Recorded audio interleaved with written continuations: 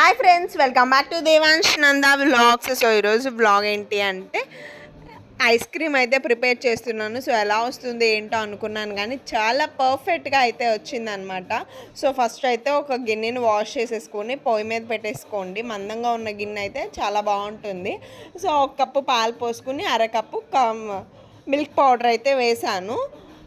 వేసి పావు కప్పు పంచదార అయితే వేస్తున్నాను. కరెక్ట్గా సరిపోతుంది నేను వేసిన కొలతలతో అయితే. సో చూస్తున్నారు కదా, ఈ రెండింటిని అయితే బాగా మిక్స్ చేసుకోవాలి.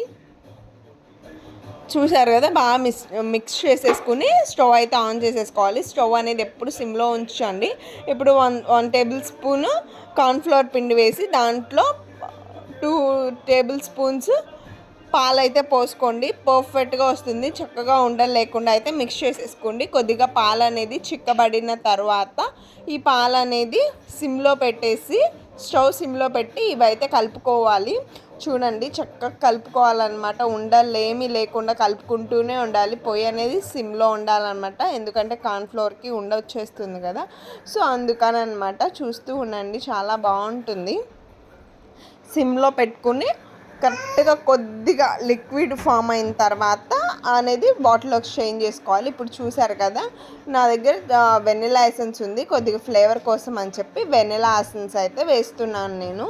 చూడండి,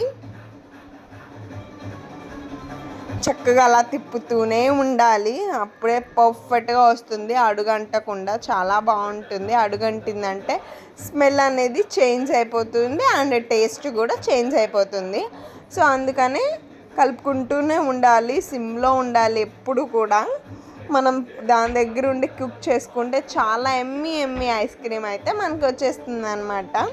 సో చూడండి, ఫైనల్గా ఇప్పుడైతే చూసారు కదా, థిక్గా అయితే వచ్చేసిన తర్వాత అది కొద్దిగా చల్లారిన తర్వాత ఒక కంటైనర్లోకి అయితే వేసేసాను. ఇది ఇప్పుడు ఏం చేద్దామంటే ఫ్రిడ్జ్లో అయితే పెట్టేసుకుందాము. చూసారు కదా, ఇప్పుడు నేనైతే ఒక 1 అవర్ పాటు ఫ్రిడ్జ్లో అయితే ఉంచేస్తున్నాను. చూడండి, ఇప్పుడు నేను ఫ్రీజర్లో పెట్టేస్తున్నాను. నాకు ఫ్రీజర్ రెండు చేంజ్ చేసుకోవచ్చు. అందుకని ఇప్పుడు ఐస్ క్రీమ్ పెట్టాను కాబట్టి నేను దీని అనేది ఫ్రీజర్లోకి అయితే చేంజ్ చేసేసుకున్న తర్వాత 1 అవర్ తర్వాత తీసి దాన్ని బాగా మిక్సీ పట్టేసి మళ్ళీ మౌల్స్లోకి అయితే వేసి ఫ్రిడ్జ్లో అయితే పెట్టేస్తాను. అది అనేది క్లిప్ మిస్ అయింది, మిక్సీ వేసింది. సో అందుకనే చూస్తూ ఉండండి. ఇప్పుడైతే నేను మౌల్స్లోకి మిక్సీ పట్టేసిన తర్వాత మౌల్స్లోకి అయితే పోస్తాను. చూడండి, సో చూసారు కదా, నాకు ఇవి అయితే డిమార్ట్లో తీసుకొచ్చాను మౌల్స్. చాలా బాగున్నాయి, పర్ఫెక్ట్గా వచ్చింది. ఇంకా మౌల్స్లో పోసేసి ఫ్రిడ్జ్లో అయితే పెట్టేస్తున్నాను. సో మా ఛానల్ మీకు నచ్చినట్లయితే లైక్ చేయండి, షేర్ చేయండి, తప్పకుండా సబ్స్క్రైబ్ చేసుకోండి. చూసారు కదా, ఖచ్చితంగా ఫ్రీజర్లోనే ఉండాలి.